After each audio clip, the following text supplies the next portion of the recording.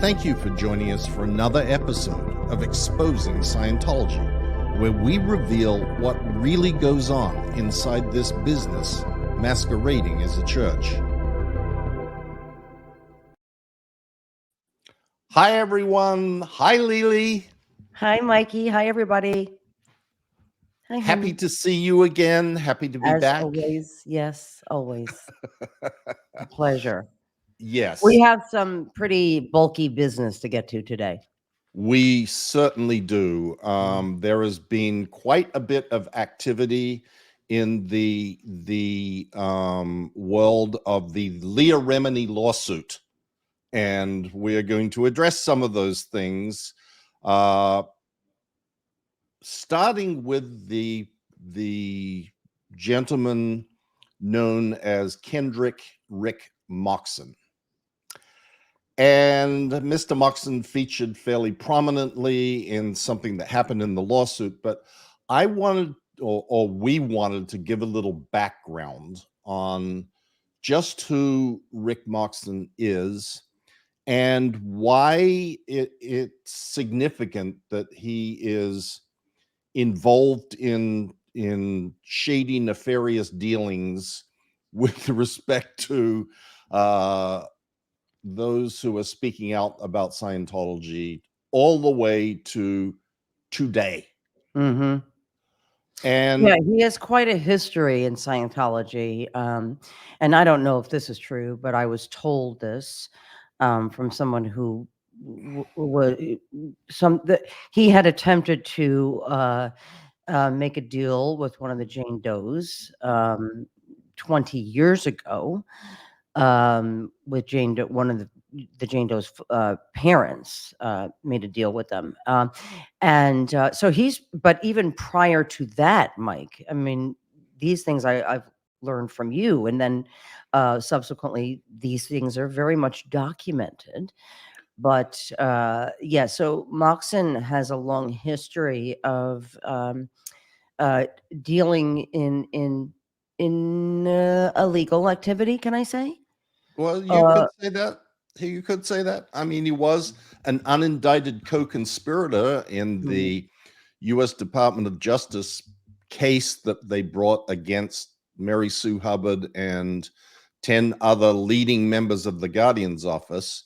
But I'm Yeah, going to get to that yeah, yeah. because Rick Moxon Mhm, represents the proof of the continuity of Scientology's fair game activities. mhm. He spans from the 1970s all the way to present time. Right. And there are examples after example after example of things that he has been engaged in, which demonstrate that the pattern and practice of Scientology just doesn't change. He's like the poster child for fair game in Scientology. Mhm. He is also an OT8, What does which that means mean? Um, that means that he has attained the highest level of Scientology auditing that is available and has paid hundreds of thousands of dollars to get there, and that he has spent many, many, many years exorcising supposed beings that are stuck to him and his body. Okay, so that sounds incredible and crazy, and it sounds like you're just talking bullshit and nonsense here. And so I just want to take a second to, not a second, I'm lying. I just want to take a moment to explain what this means when you get up to the confidential levels of Scientology. So these are the secrets that Scientology attempted to keep private so that, people wouldn't realize, like, what am I sacrificing? My children, my life, my everything uh, for this shit. So oftentimes, me included, you included, Mike, and any Scientologist who has done the OT levels will tell you we've all said that that's untrue. What what has been exposed and revealed and posted online, by the way. So if you want to see what the OT levels are, you could simply Google Scientology upper levels or OT levels or confidential levels. And some very brave former members of Scientology uh, had taken these confidential materials and posted them online so that people didn't waste their lives and their money on this bullshit. And I've talked about this at length with you, Mike. We've done episodes about what the O2 levels are, but not everybody has watched our show or listened to our podcast. So, for those who have already heard this, I apologize, but I'm pretty sure it wasn't retained because it's so crazy. So to go over it again, you were taught on these upper levels that so the Xenu story that was in Going Clear is true, right? That there wasn't there, how many 75 uh is a trillion years ago, Mike? I forget. 75 million years ago, All right, Leah. 30 million years ago, a planet that looked very much like we have today uh, was was overtaken by an evil, and I'm not kidding you guys, please no. And when people ask us, like, did you guys think this was batshit crazy when you were told the secrets of Scientology upper levels? We were all like, yes. But as you have mentioned many times, Mike, we always have the carrot dangling of there's something better coming. So we're like, okay, so we'll accept this kind of craziness because I've already been in it 35 years, right? Like, Yep, so you figure there's exactly. something better coming, or later they're going to go, ha ha, just kidding, right? Or whatever. So, okay. So Xenu uh, uh, took people, human beings, and dropped them into a volcano. Correct, Mike? Well, okay. Go. He There was a confederacy of 76 planets that were Uh-huh. suffering from overpopulation.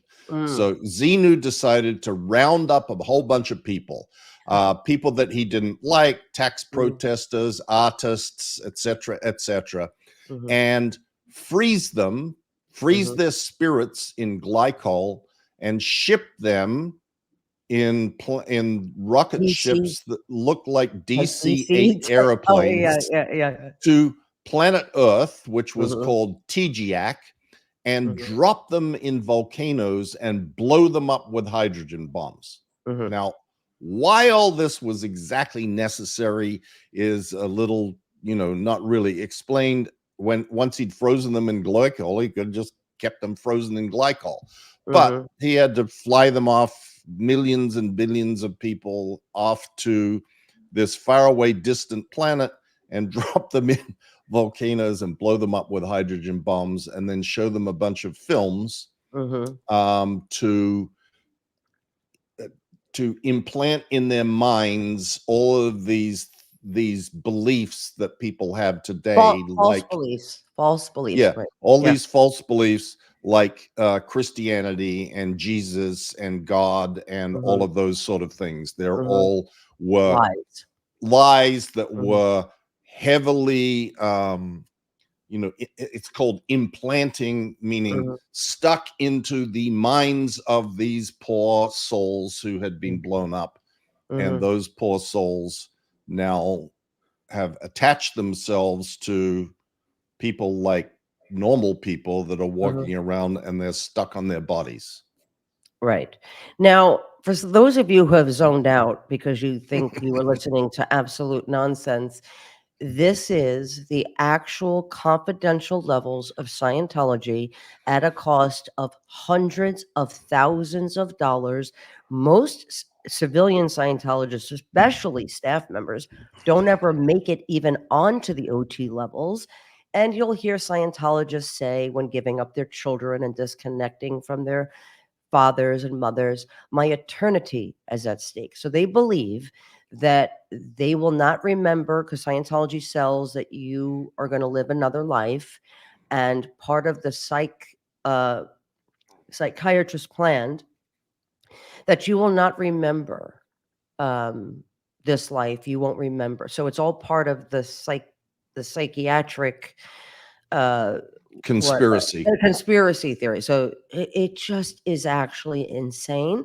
But we've all done it, and we were like, okay, well, we're taught that the Scientology lie detector doesn't lie, and we're just supposed to run these spirits out. So it's an exorcism, basically. Hmm. Now, when people get to the level called operating Thetan, which means spirit, 7, they are on this level for 5+ years. Okay. So you are talking about a person when you're talking about an OT7 and an OT8, like we're talking about Moxon and his wife, you're talking about people who have been talking to entities that don't exist for 10+ years at this point because they had to do then OT8, right?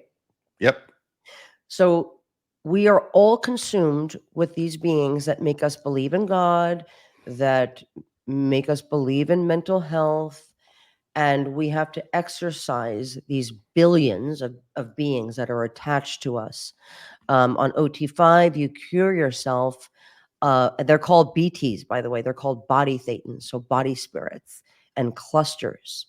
And we're supposed to rid ourselves of these body thetans and clusters, and therefore would be freeing ourselves of cancer or any ailment that we have on OT5.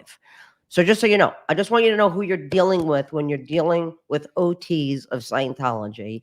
And that is people who have been talking to fucking beings that don't exist. So I don't know, like I wish a psychologist would weigh in on this, but when you see somebody on the street, Mike, talking to somebody who doesn't exist, like that's what we're talking about.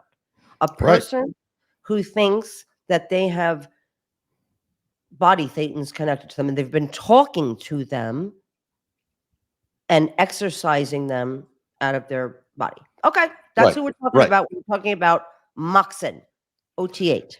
And here he Good. is, proudly displaying his OT8 certificate, which Mm-hmm. all Scientologists are so proud of, these big pieces of paper that they get for their hundreds of thousands of dollars of expense. My mother included. Mm-hmm. Yeah, everybody. And this is his wife, Carla. In fact, this is a screenshot from a video that you can see there. That I kept the title of the video, which I will link to on in the description of Mike, this. please, because again, this is just evidence of it. Listen, I take the piss out, right? But ultimately, when we're talking about these people, we're talking about mentally unwell people. And if you watch Yes, the video, she is the epitome of an OT. She is the epitome of a Scientologist. Now, if you're a Scientologist and you say, "Hey, I saw that video of Carl," it's a little, you know what I mean? Which I've been accused of when Tom was jumping on couches on Oprah, and I complained to Scientology, my Scientology handler, that he might be coming undone or was undone, and now the world's seeing his mental state. I was told, Mike, that I wasn't a high enough tone to understand these people. Okay, that I was somehow broken, that I saw these people and like Carla as something odd. No, I was told by Scientology there's something wrong with you, Leah, if you see something wrong with that. right. Yeah. Yeah, and this video is it. This video um it's hard to describe. It is like a Saturday Night Live skit, And yet it isn't. literally. Yeah. Like the one where they talk about the alien. They have these little skits talking about, I was abducted by the Yeah, yeah. aliens. Yeah. And that is literally what this video is like. I'm not going to go into a long description of it because it's just so out there.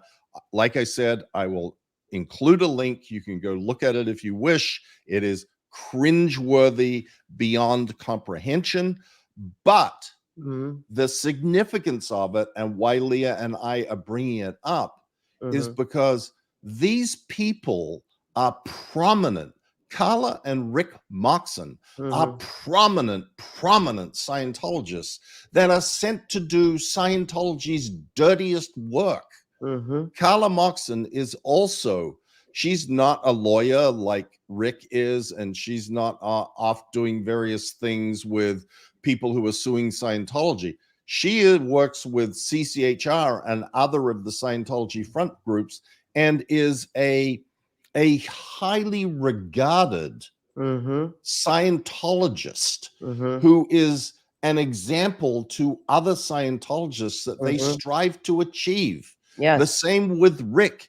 Yep. He is someone that Scientologists look up to as Mhm. an example of this is a good Scientologist.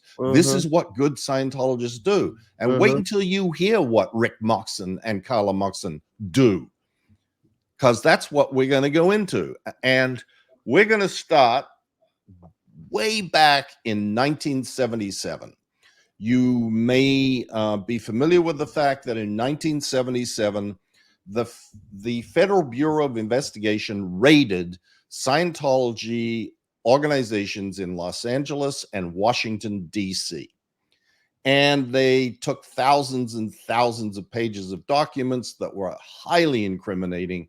And they demonstrated that Scientology had been engaged in the largest spying, Infiltration.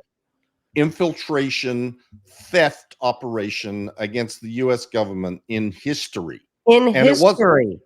it wasn't just against the US government, Right. but a lot of it was focused on the US government. Mhm.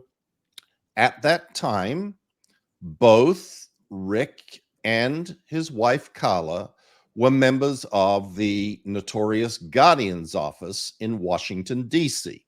And the Guardian's office was the organization that preceded the Office of Special Affairs. It Mhm. was established by L. Ron Hubbard in 1966 to, quote, protect Scientology from governments, from, quote, attackers, from the media, from disaffected, unhappy Scientologists, basically from anybody who Was wasn't speaking the truth. forwarding, Yeah. wasn't Yeah. forwarding the Yeah. Scientology party line, but was saying something that more than likely was true, but Right. Scientology didn't like. Right. So both Rick and Carla were actually engaged in the activities that the government prosecuted Scientology for. Mhm. They were both unindicted co-conspirators. Mhm. And what that means is that there was evidence collected that would potentially cause them to be prosecuted. There was valid evidence that they had done something wrong, but that it didn't mean that they were going to spend their time prosecuting them as sort of peripheral people. They would focus on the actual 11 conspirators that they considered were the worst offenders. But in the course of that prosecution, there was a thing called a stipulation of evidence that was filed in the case. And Mhm. that stipulation of evidence meant that the defendants, Mary Sue Hubbard and the other Scientology officials, and the government agreed that the facts that they laid out in this long document were all true. And I'm going to show you a couple of excerpts from this stipulation of evidence Okay. because this highlights just who Rick and Carla Moxon are Mhm. and the fact that they have been involved in this stuff since at least 1977, which is Mhm. when this is from. Okay. Okay. This is the, oh, wrong one. Sorry. This is, as you can see, all this title, stipulation of evidence, and I've excerpted 2 paragraphs here. Okay. Thereafter, Herman, who is one of the people who was prosecuted, left the building and waited in a car in the driveway of the museum with Don Alverzo and Carla Moxon, the assistant guardian communicator in the District of Columbia. and overheard and taped the entire meeting over the FM radio of the car. Following the conclusion of the meeting, the defendant Herman re-entered the IRS building, removed the bugging equipment from the conference room, took various papers, including the agenda for the meeting, which had been left by the participants. This is a very infamous incident of Scientology bugging a meeting in the conference room at IRS headquarters in Washington, D.C., where they were set to discuss the subject of Scientology's tax-exempt status. They went in and placed bugging devices in the conference room, which were recorded on the radio of the car that they sat in the museum across the street. And Carla Moxon was one of those people. So just so everybody knows, that's illegal. because listen, Mike, the thing is that what I think we're still trying to communicate to the general audience, to the public, is that Scientology, through the Guardian's office, which is now called OSA, and naming her assistant guardian and all this nonsense, right?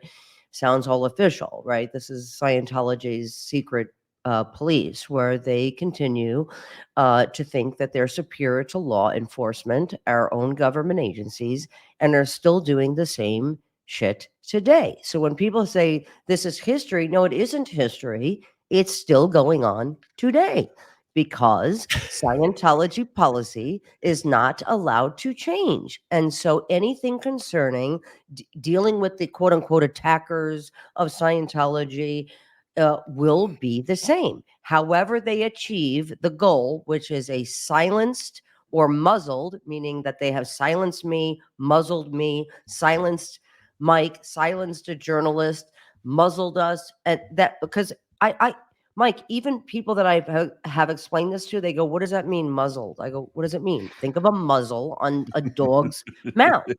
That's what the actual policy says. Right. That the goal of this department of the Guardian's office, that is now named OSA, Office of Special Affairs, is to silence or muzzle anyone. Doesn't matter if you're a Scientologist, doesn't matter if you work for the government, it doesn't matter if you're a police officer, it doesn't matter. They want to silence or muzzle you, and that is the goal of the department statistic, Mike, is an obliterated, and that's the word, obliterated attacker. So if you're a comic, you're considered an attacker. If you're a cop investigating Scientology or a Scientologist, you're an attacker in their mind. You do a welfare check on a family member, Scientology considers you an attacker. Go ahead, Mike. Absolutely correct. Yeah.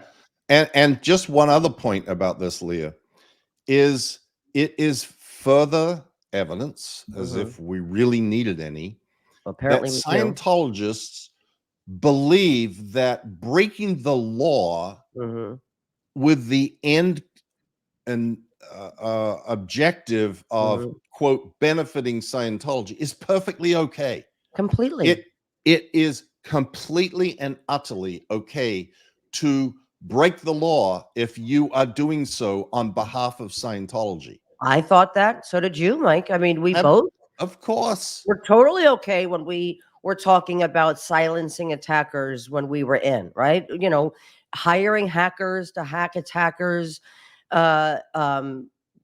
computers, phones, like this was all okay. Yep. Under the guise of we're saving mankind, right? And the only person that's saving mankind is Scientology. Yep. Okay, so let's go on. Oh, got in the wrong layout there somehow. I don't know how I did that. Whatever. This is now the next excerpt from that same stipulation of evidence, and I am going to explain this a little because there's some significance in here that people won't understand if they're not familiar with the story. So Rick Moxon at the time was the head in October of 1966. He was the head of the legal department of the offices of the Guardian's office. And he submitted an affidavit with 9 pages of handwritten material. And in the affidavit, he was stated he was unable to locate the file of Mr. Meisner. And I'm going to explain who Meisner is. However, as the defendant Raymond stated to Mr. Meisner in a meeting, Mr. Moxon had been directed to supply the government with fake handwriting samples in lieu of Mr. Meisner's true handwriting exemplars. Now, Michael Meisner is or was a member of the Washington, D.C. Guardian's office who was caught with fake ID papers infiltrating the IRS. And he was then being charged with crimes, and the Guardian's office took him and flew him to Los Angeles and held him in a safe house away from the FBI. He was supposed to be going back to testify or appear before a grand jury. I don't remember all of the obstructing justice. I mean, yeah. amongst other I things. mean, obstructing justice Yeah. is putting it very nicely. Yeah. He was actually held against his will, i.e., kidnapped, and held in these safe houses with people watching him 24/7. And when they thought that maybe the FBI had figured out where they were, they moved him to another safe house. The way they moved him, they handcuffed him and stuffed a tennis ball in his mouth and threw him in the floor of the back of a car and drove him to the next place. Mike Linder. I'm not kidding. This is all in these documents, Leah. Unbelievable. And what happened was he then decided that he was going to play nice with the Scientology handlers until they let up and sort of let their guard down, at which point he escaped. And he went straight to the FBI in LA. The FBI took his statement. They used that to get the search warrants, and that's how Scientology was raided by the FBI in 1977. Wow. What a blessing. What a blessing, Mike, because as I think about those documents, you know, Paulette Cooper was about to go to prison for being framed by Scientology. Gabe Casares, the former mayor of Clearwater, he was being framed for crimes he didn't commit by Scientology. Like, you think about all these documents, and guys, you could see these documents again just by Googling it. Operation Snow White, dirty operations of the Guardian's office, Scientology, crimes. I don't like, you could find these documents by the FBI, by the way, not us, we didn't put this out, right? The FBI, this is the actual FBI documents of what they uncovered in this raid. And so what a blessing. Yes. Where is this, Michael? Today. Meisner? Yes. He basically went off. I think Tony Ortega tracked him down at some point. He became, I think he worked in a nuclear plant in Massachusetts or somewhere, but he never wanted to talk. Wow. He's never wanted to speak out about what happened or, you know. It would be amazing because I don't know if he realizes how many people he saved. Yes, I know. It's because of those documents, Mike, that people are able to substantiate it, sort of, because people still think this is in past tense, right? Yeah, old. Yeah, and it isn't. It isn't. They're still continuing to do the same exact activities that they did when it was at the Guardian's office. But anyway, if he ever listens to this, we owe him a huge debt. Yes. A huge debt. Yeah. Okay.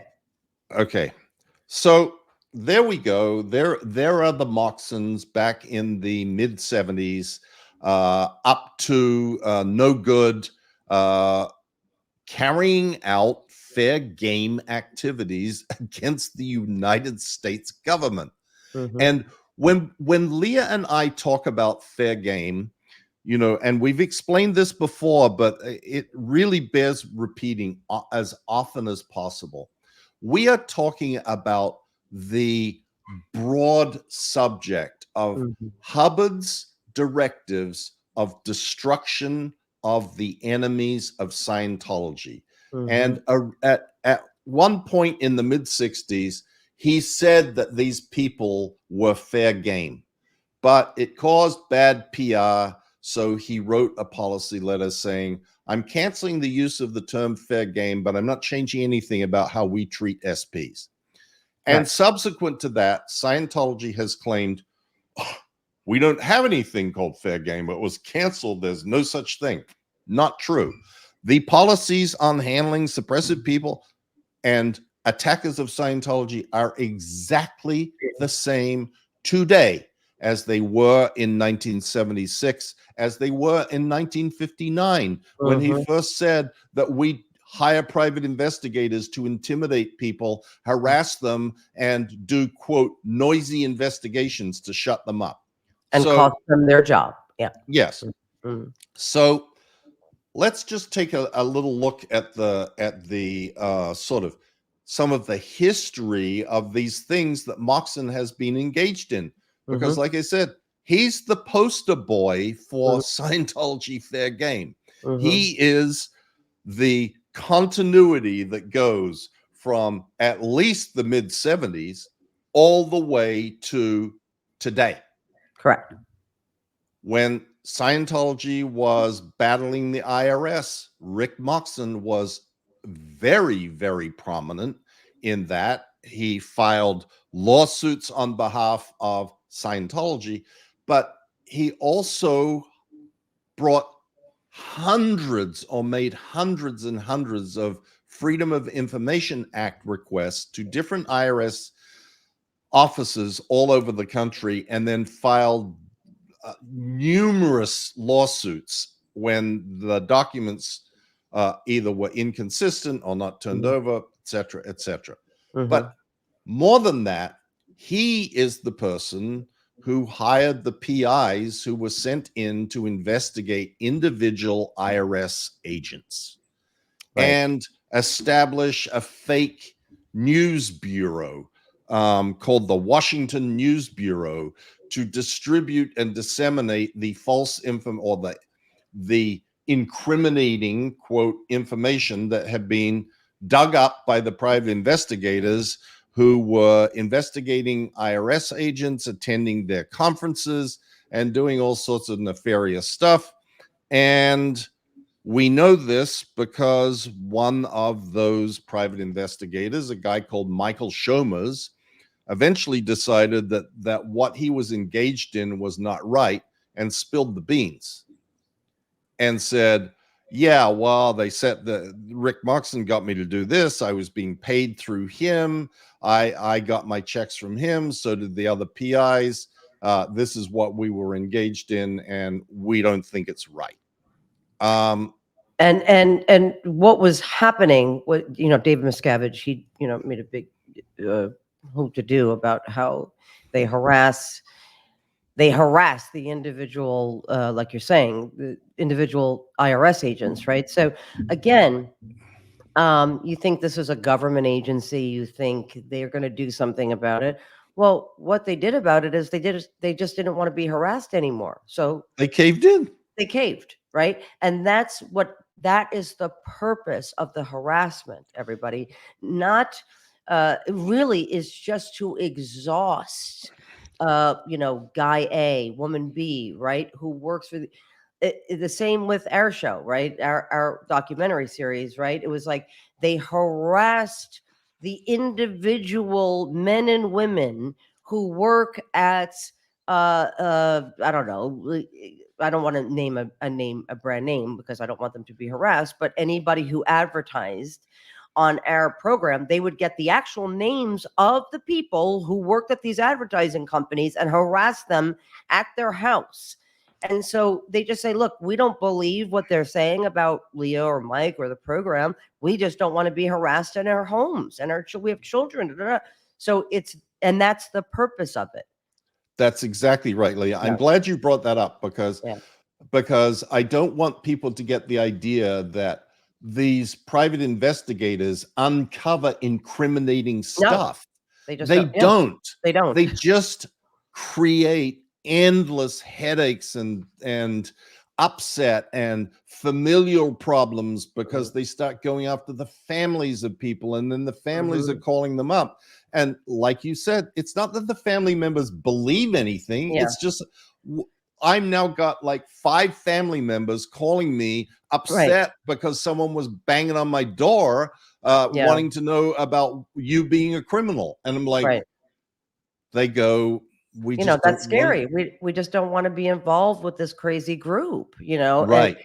and that has been successful. That's why those who stand up, those who continue to employ and support people who are speaking up and speaking out, is very important. It's very needed. It's far and few between, but there have been many who have stuck by us, Mike, and has stuck by A&E, has stuck by Netflix, and, you know, they're not having it.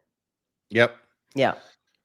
Okay, so let's go on to another topic of Rick Moxon infamy, Mhm. the Cult Awareness Network. Now, for those of you who don't know, there was an organization that was created, I guess, in the late 70s or maybe early 80s called the Cult Awareness Network. And it was run by a woman called Cynthia Kissa out of Chicago.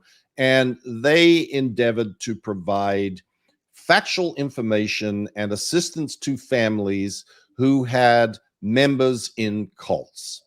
And they were always considered a big public enemy of Scientology because they would give out factual information about Mhm. Scientology. Mhm. So Rick Moxon, under the auspices of the Office of Special Affairs, and by the way, Rick Moxon has an office.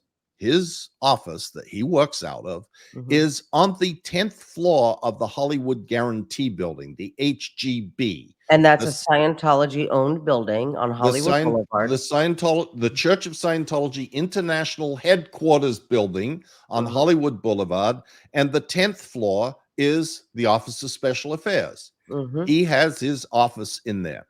Mm. So, in coordination with the genius minds in the Office of Special Affairs, myself also being one of those, came up with a plan on how to get rid of the Cult Awareness Network. And that entailed having a bunch of Scientologists apply for membership in the Cult Awareness Network. And the Cult Awareness Network said, when we don't want you as members, Mhm. because Scientology could bring 50 or 100 or 200 people that they could round up and ultimately overwhelm whoever was running the show there by sheer force of numbers. So they said, we're not falling for this. So Rick Moxon filed lawsuits on behalf of these people saying they were being discriminated against because of their religious beliefs by not being allowed to join the Cult Awareness Network. Yeah, the same routine, the same speech, the same script that Scientology writes. Go ahead. Exactly. Mhm. But that didn't bring about the demise of Can. And What that was the objective, right, of that was OSHA? the it was Yeah. to actually, Destroy it. the objective wasn't even to wipe out Can. The objective was to take it over. Oh, But okay. we'll get to that, Okay. because what happened was Rick Moxon found a client to sue Can.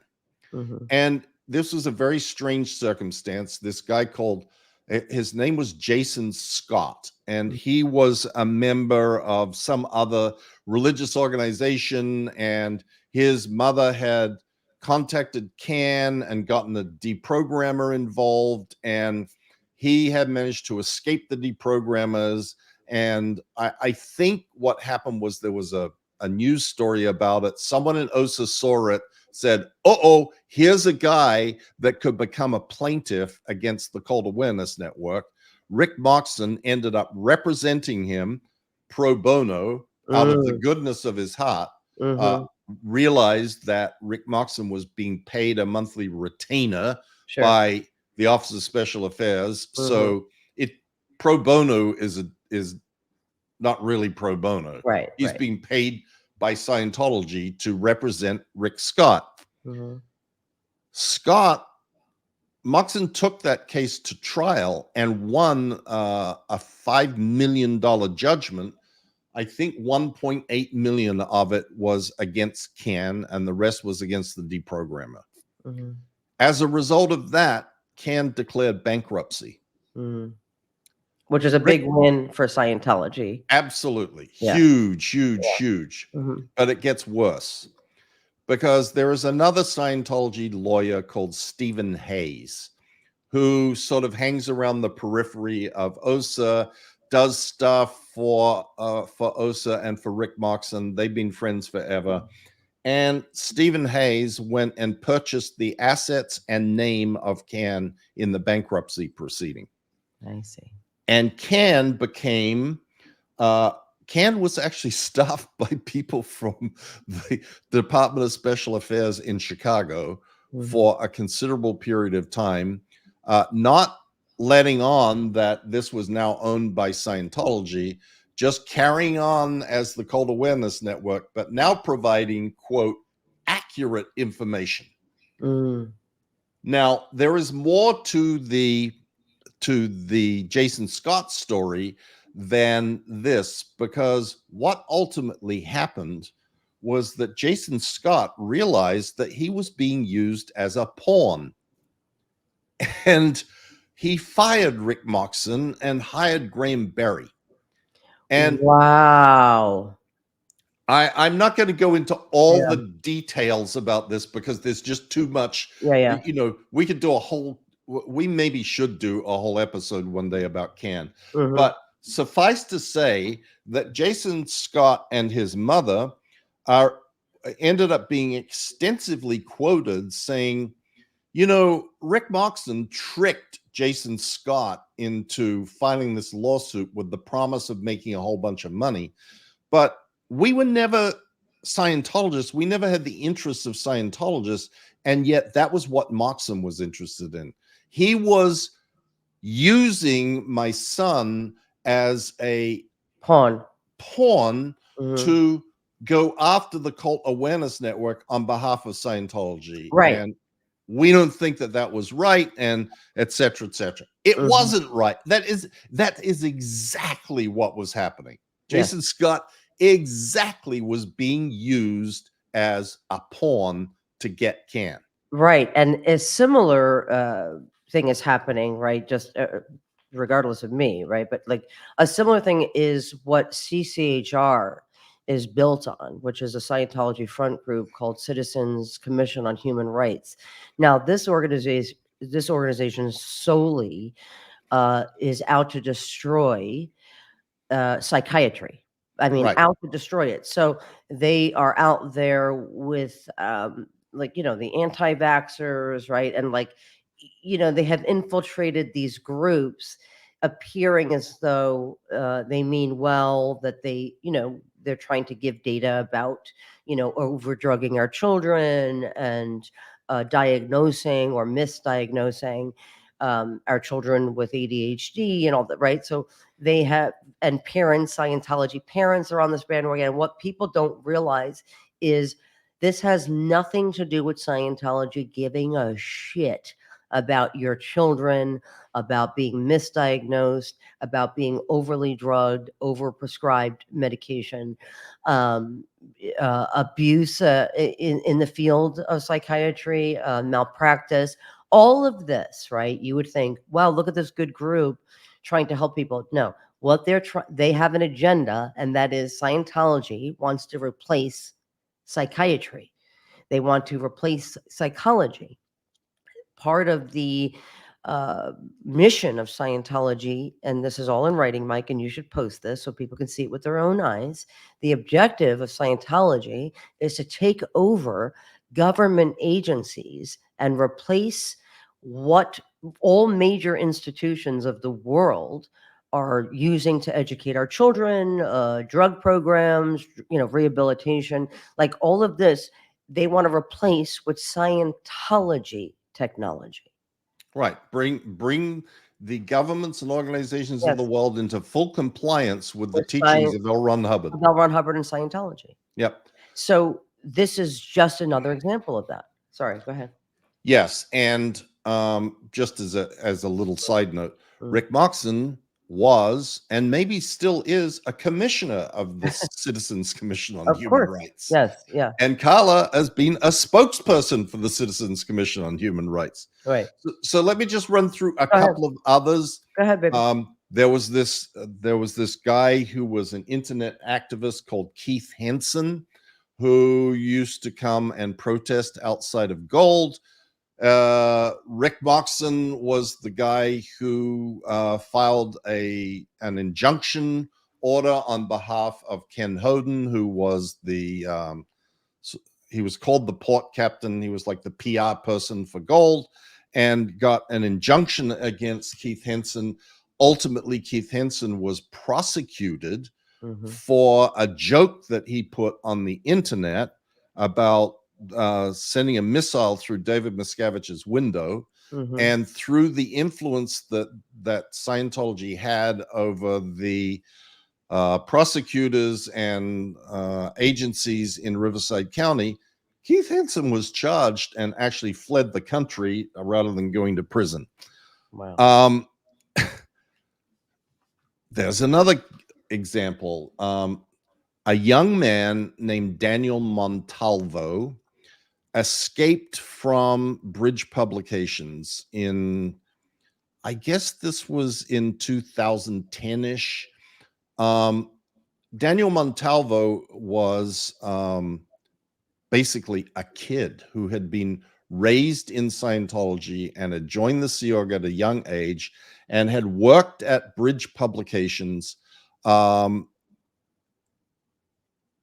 He was child labor, literally, who had worked on their equipment there, making books. He chopped off the end of one of his fingers on one of the machines that they were using.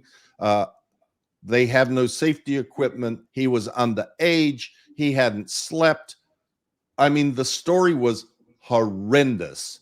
And he reached out to originally Tom DeVocht, whom he knew, because he saw something and it mentioned Tom DeVocht. He tracked him down. He reached out to him.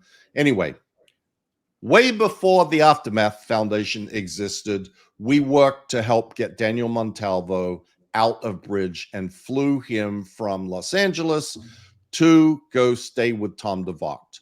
But when that happened, his family, his mother and other relatives they found out where he was, and they started saying, you've got to come back. You've got to route out properly so you're not declared. And, the whole shooting match. Well, when Daniel Montalvo left Bridge, he took And Bridge is another front group for Scientology. It's the publications organization that print Hubbard's books. Yeah. When he left, he took I can't even remember what form it was. It might have been a thumb drive. It might have been CDs. It might have been it was some form of media that had a bunch of his music on it. But also on the media were records from Bridge Publications because he, by that point, after having chopped off the end of his finger, he was taken out of the manufacturing area and was working in what they call treasury with their financial records, and had financial records.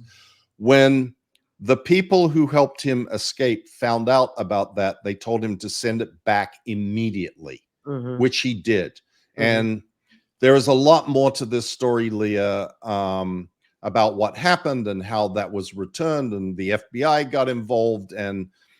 But what happened relating to Rick Moxon is another one of he did the dirty business for Scientology, because the family persuaded Daniel Montalvo to return to Los Angeles, and they put him in touch with Rick Moxon, who said, if you come back to Los Angeles, we'll put you in a hotel. You don't have to go back to the organization. We just want to make sure everything's done correctly. You get all the papers, blah, blah, blah. Daniel Montalvo arrives in Los Angeles and is picked up, and instead of being delivered to a hotel, is taken to a lawyer's office in Century City, where he is debriefed. And Rick Moxon then shows up with an LA County sheriff and claims that the media was never returned. Therefore, he was a thief. Therefore, he was charged with grand theft and taken by the sheriff and put in prison in the LA County jail for 70 hours until one of the other former COX people came and bailed him out. Now, this is again another example of we will do anything. We will use any means. We will use the law. officers. Remember, this was the time of the LA County Sheriff when Lee Baca was the sheriff. And Lee Baca is a big fan of Scientology. Right, until he went to prison for being a crook. Right. And so there he is again with and there's way more to the Daniel Montalvo story. Subsequently, what happened, there was a lawsuit filed, and now Rick Moxon is involved in intimidating him into settling the lawsuit for nothing. Now, I want to say this, Mike. I want to be very clear. I don't think, and any ex will agree who's speaking out against Scientology criminality and abuses, right? We do not condone any threats against Scientology or Scientologists, including David Miscavige, okay? Any harm to come to Scientologist or any member of the staff of the Church of Scientology. So it's not that the guy didn't say something that I think could be, scary, right? Like, well, I want to throw a rocket through the window, you know what I mean? That could be, because that has been done to us by Scientologists currently, those kinds of threats, right? Those are credible threats to investigate. However, we have never been investigated for any crime, although Scientology has accused us of inciting hate crimes and murder, intentionally knowing that those things are false. Here's what I just want to make a point about, Mike. Not that those things are right. Those things are wrong. But actually, Rick Moxon doesn't give a shit about it. What they give a shit about is that they have something that they can use to silence their enemies or people they consider enemies, right? Yes. Because they are not moral. Scientology is not moral. It is not concerned with the law clearly. What they are in the business of is silencing advocates. They are in the business of silencing credible organizations like CAN, right? That was really put there to help people to get out of cults, because there is no organization, right? Or there was no organization doing that at that time. Silencing people who could go to the authorities, framing these people so that they can muzzle them and silence them as per the objectives of the Guardian's Office and OSA today. So I just want to make that point, Mike, that because some people can say, well, yeah, they should be, if he did take something, if he did steal something from the Church of Scientology, that is wrong. They are willing to let it all go if you're willing to shut your mouth or if you're willing to lie on their behalf. Yeah, particularly the latter. Yeah. Yeah. Which is where, and here we come to the next example. Here's another Moxon greatest hits. You all may remember that David Miscavige's father left the Sea Organization or escaped the Sea Organization, and he was being followed by private investigators. And eventually those private investigators were caught, and they had a trunk full of illegal weapons, silencers, and they ended up being prosecuted. Or that too is a long story. Yeah. The point of this one is that they said that they were paid by Moxon. Mhm. and that Moxon paid them $16,000 after they had been arrested and kept them on the payroll for 2 years. Why? So they would never talk, so Mhm. that they wouldn't spill the beans about what really happened.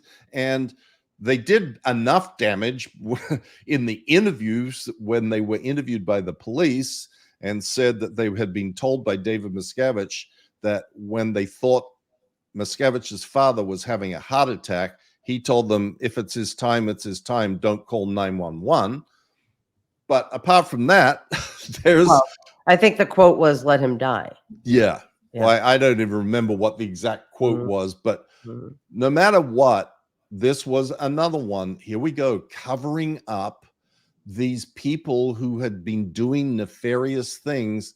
Here's the dirty consigliere showing up to make sure that they don't speak out about what happened by keeping them on the payroll for 2 years. Mhm.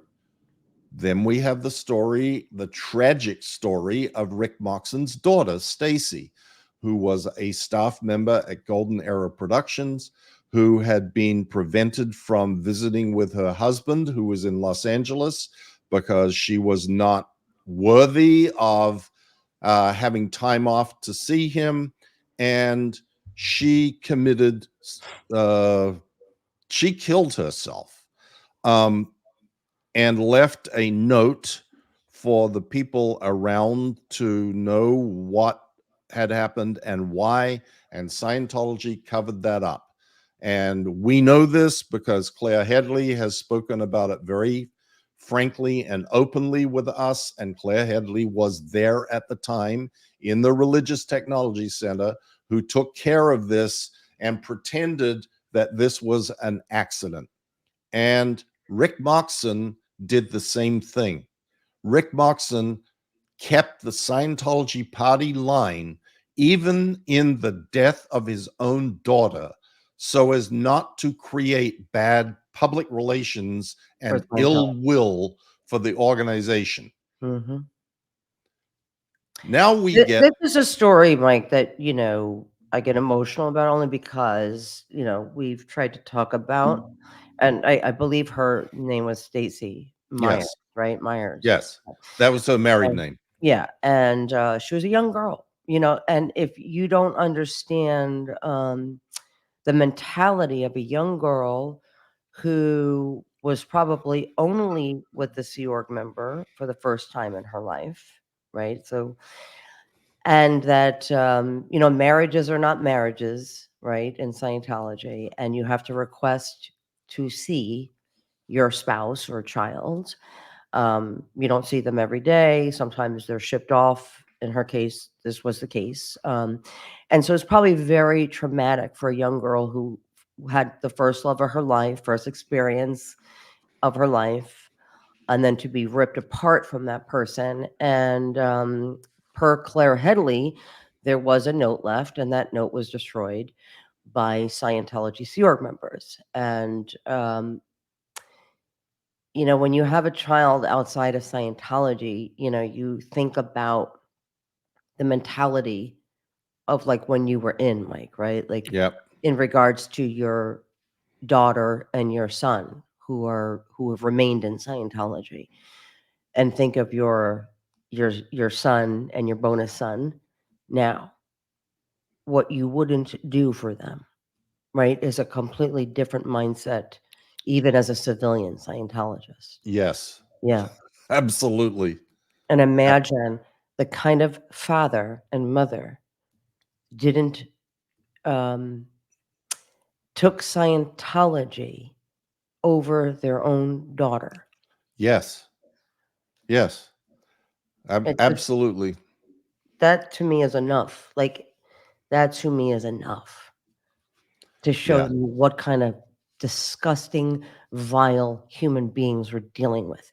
That he didn't give a shit enough about his own daughter, that he didn't do something about the cover up of her suicide. right. And Leah, just think about it also from the perspective of, didn't give a shit about his own daughter, but also about all the other people who were similarly situated, Yeah. and that being exposed and that coming out into the open may have saved others. Everybody who is being held prisoner, even by their own mind, but also physically at the Gold Base in Riverside County, California, and CST, which is where Shelley supposedly being held, right, in Arrowhead or Twin Peaks in California. You're absolutely right, Mike. It is so. Anyway, I don't want to go into it because I'm Okay, going to let's keep let's going. let's Please, let's please. leave Okay. that, Yeah, because I'm because going to. Yeah, I we'll be here know for another it's 3 hours. Yeah, I know. yeah. Which brings us to the issue at hand, which is what brought all this up, Mm-hmm. which is a recent thing that came to light, that Moxon was engaged in Los Angeles, Mm-hmm. um, relating to you, Leah. Mm-hmm. And in this case, it concerns a guy who I have no idea who he is. I'd never heard of him before this past week, named Armando Garcia, who apparently took it upon himself to go pass out pamphlets on L. Ron Hubbard Way. And I don't even know how often he did this, but it seems like he made a nuisance of himself, at least in the eyes of Scientology security guards. But Mm-hmm. then again, anybody walking down the street that says L. Ron Hubbard's a fake is a nuisance and a pest and an attacker in the eyes of security uh, And Scientology. I and mean, Scientology. yeah. So apparently, they asked him to leave. He got in his car. There was a report that he, in turning his car around, had nudged one of these security guards that were around. I mean, By the I way, can we don't. envisage this. We don't even know that how we're repeating the story is accurate because it's so vague, right? Like at one point, it was alleged that he was, nodding off in his car, and a Scientology security guard purposely took his flashlight and tried to blind him so he couldn't see, and he was trying to leave. And Scientology turned this into this man tried to murder a Scientology security guard. Right. Yeah. So the relevant facts are that he was charged with assault with a deadly weapon, Mm-hmm. i.e., his vehicle. Mm-hmm.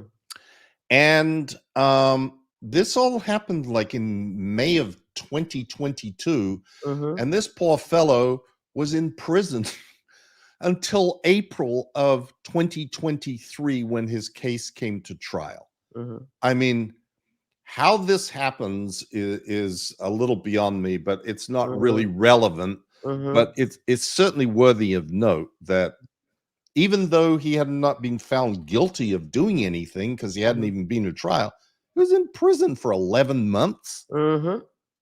Oh my God. Mm-hmm. Okay. Mm-hmm. But the plot thickens because apparently Rick Moxon approached the public defender who was assigned to represent Armando Garcia in his trial.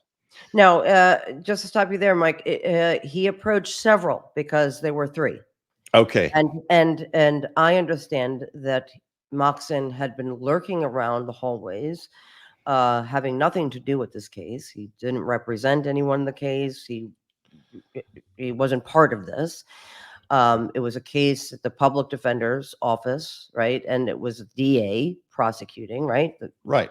The state was Right. prosecuting. So it had nothing to do, it wasn't a civil trial. It wasn't like they were bringing Scientology was bringing the case. Correct. Yeah. So there were three public defenders here, and all were approached at some point, several times by Moxon. Okay. Sorry. Yeah, no, don't be sorry. Okay, go ahead. The more accurate and more detailed, the better. Okay. I'm just trying to like every one of these things we could talk for a whole hour about just Totally. that one thing. Yeah. Anyway, one of these public defenders brought up to the judge that she had received basically this improper approach and proposal by Moxon. And I'm going to pull up on the screen a transcript of some of this proceeding in front of the judge, because she asked that Moxon be excluded from the courtroom because she was going to call him as a witness. And there is a bunch of proceeding that goes on before this where the judge basically ends up saying, Moxon, you're out of here. Get out of my courtroom because you are potentially a witness in this case. Yeah. And then this public defender says, thank you. Moxon approached me on, I believe, Thursday when we were sent here for trial. He approached me individually outside of the court doors, and he told me that he, in his capacity as the attorney for what he called the victims in the case, which he said was the Church of Scientology, as well as the main complaining witness or the security guard, he indicated if my client, Mr. Garcia, were to go on the record in some form or fashion to either state to the court during a plea or put in writing, he initially asked my client to apologize for being present and also to indicate that he was present on the date of the incident at the Church of Scientology grounds and did what he did because he was, quote, inflamed, unquote, by documentaries and a potential reality TV show that is currently airing or has aired on Netflix. The specific individual who is producing or responsible for these documentaries is a celebrity by the name of Leah Remini. And Mr. Moxon wanted my client to state on the record that the documentary is responsible for his actions, and the Church of Scientology would be able to go ahead and take these documentaries off the air. Moreover, Mr. Moxon indicated that if my client were to make these statements on the record, he would then ask the DA's office to reduce this to a misdemeanor or even less. He indicated multiple times that he did not believe that my client wanted to do what he did, but he was completely brainwashed or under the influence of these documentaries. Okay, I'm going to comment on this after. I just want to finish reading. The conduct in this case, the defense believes, is highly exaggerated. I don't believe it rises to the level of an assault with a deadly weapon with a vehicle. It's clear that the Church of Scientology, for whom the security guard is employed, has an agenda that is bigger and absolutely unrelated to Mr. Garcia, and they are using Mr. Garcia in this case as a pawn in order to be able to get these documentaries off the air. Mr. Garcia's non-threatening behavior, which could be explained in other matters, is being exaggerated to a crime because they have a bigger agenda. And there is more, but this is all that is relevant because this is absolutely uncontrovertible evidence that not only is Rick Moxon engaged in nefarious fair game activities seeking to unduly influence a person who is being prosecuted for a crime that they ginned up and got him in front of the DA's office for, but that it is all with the purpose of A, being able to smear Leah Remini, and B, being able to then use that to get the aftermath and our podcast and whatever else they complain about, which they complain about everything, off the air, because that is what their objective is. And that is exactly what Leah's lawsuit is about. This sort of behavior. And right now, right here, right in April of 2023, Scientology is once again demonstrating that what is complained of in the lawsuit is exactly what they do. It's not what they used to do, it's what they are doing today. Even after the lawsuit is filed, they are doing it. And this this public defender was exactly right. She said, look, they're using my poor guy, Mhm. for a greater objective that they have, which is to smear and shut up Leah Remini. And that in a, in this sort of context of a criminal proceeding on the record in a court of law is absolutely mind boggling. Enough said.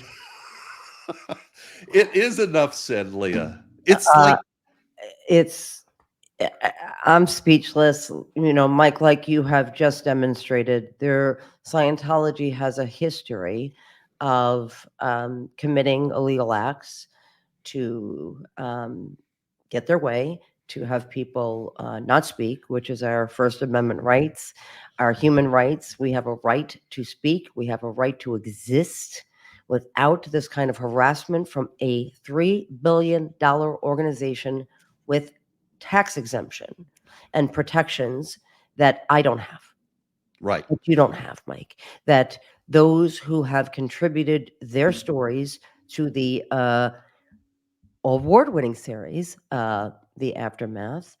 We're talking stories of people who have been raped, who have been molested, who have been their lives destroyed by Scientology disconnection, by um, elder abuse. We have covered the stories of victims and survivors of Scientology. And they don't have the right to speak without retribution from a $3 billion organization. right. And And let this is, go ahead, sorry, Mike. no, finish that, because I'm going to add one more thing. I just want to end with this. Rick Moxon is a representative of Scientology policy. This is what they stand for. This is who they actually are. So, what they show you, their campaigns, their bullshit front groups, this is who they really are. I just hope you listen. Those who support them, those who take pictures with them, those who send them commendations that they line their hallways with. This is who they are, really. Go ahead, Mike. I want to end with that. That was perfect, Leah. Uh, Okay. we already made the point. I was just going to reiterate something, Okay. and that was a perfect summation of what we hope to communicate, and we will continue to communicate. And you know, thanks for watching all the way to the end. For Yeah. those Thank who you. have, And and anybody has any advice, anybody wants to contribute to helping us to gain uh, more help for people who are don't have this platform. If you are part of the bar, if you know how to help in this direction, because I don't believe people like Moxon should have a license to practice law, considering his history and considering his current behavior and inciting. I mean, I don't know what this is called, Mike, but inciting somebody to lie under oath. Now, we have never met Mr. Garcia. We've never had it. As far as I know, uh, what I was told was he really wasn't a big fan of ours, Mike. Uh, oh, and we don't know him. We've never met him. We haven't had any communication with this person. Um, uh, but to try to incite somebody to lie under oath that they have committed a crime or alleged crime, There needs to be something in this, considering his past and considering what he has done and what he will do. These are things we know about, everybody. Yep. Yes, exactly, Leah. And Yeah, and and you actually touched upon the thing that I was going to yeah, say. Now I'll say it. yeah, The idea, it's not just yeah. inciting or encouraging this Mm, guy to lie under oath, which mm, we know Moxon has lied under oath and filed false. And it mm, is the effort to frame someone for mhm, something that they did not do. And mhm, this is what happened with Paulette Cooper. This is what happened with Gabe Cazares. This is a pattern and practice of Scientology of framing people for things that they didn't do. And in this case, Moxon was attempting to frame you mhm, for inciting this guy to commit, quote, an act of violence. mhm, And this is a pattern and practice of Scientology too, mhm. and it is going on to this day. And we are going to be doing another video where Mhm. we're going to go through another example of this that has just come to light.